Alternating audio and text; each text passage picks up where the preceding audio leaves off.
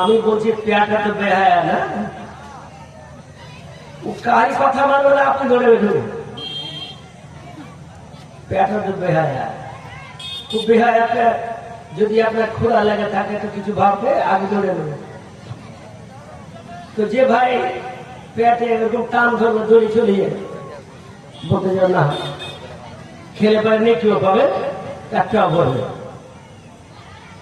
যাই হোক, আমি এটা বলতে চাচ্ছি যে মহাব্বতের রাসূল যখন স্থান কার কোনাতে নিয়ে নিবে, দুনিয়ার মহাব্বত, ছেলের মহাব্বত, বাবার মহাব্বত, ধনের মহাব্বত, দুনিয়ার রাজ্য মঞ্চের মহাব্বত সব দূর হয়ে যাবে বন্ধু, কিছু সামনে লাগবে না।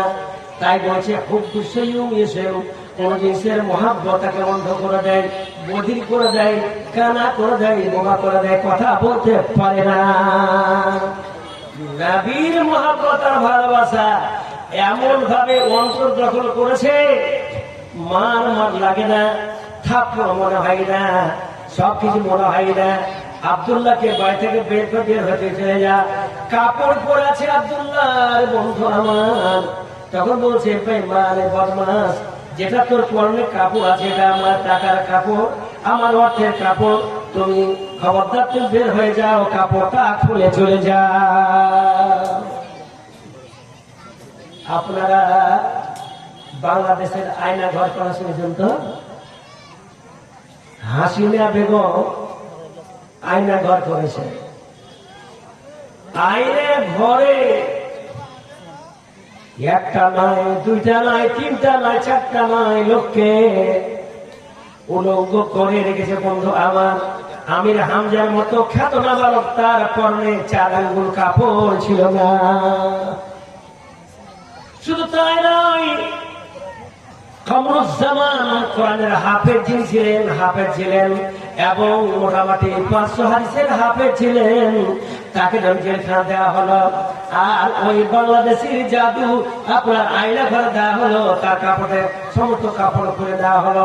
এত বড় বড় দাঁড়িয়ে বন্ধু, এত বিশাল বড় সুন্দর মানুষ, তারপরে 4 আঙ্গুলের কাপড় পরে দেওয়া হলো না, ঘর দেওয়া হলো। একটা আলেম, 2টা আলেম, 3টা আলেম, এত বড় আলেমগুলা, এত বড় আলেমগুলাকে তাচ্ছিল্যতার সাথে এত বড় শাস্তি দিল। একই সঙ্গে একটা নয়, 2টা নয়, আপনার 80টা আলেমকে একসাথে শরীরের কাপড় করে নেওয়া হলো।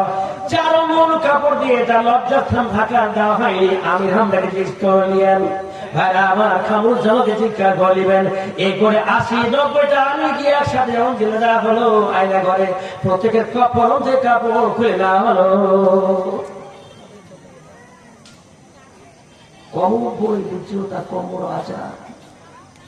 উনি বলছেন কামরুজ্জামান ভাই, আমাকে মারো, পিটো, লাগছে, আমি লিখে লাও, অন্তপক্ষে ইজ্জত আবরণ জন্য একটা গামছা দাও, আমি কিন্তু পরে নিলে। বন্ধ বলেন না, দেওয়া হবে না, আমার সব তুমি এলাও, বন্ধু নিলাও, সব কিছু দিয়ে নাও, কিন্তু আমার পরন কাপড় খুলিও না, অন্তকে 1-2 হাতের একটা গামছা দাও, যে আমি নিজের ইজ্জত কাবল করবো, শরীরে দিও না, দেহতে দিও না, কে দেও না। তথাপি দেওয়া হয়, বলেন না, তোমাদের অবস্থাকে আমরা করবো।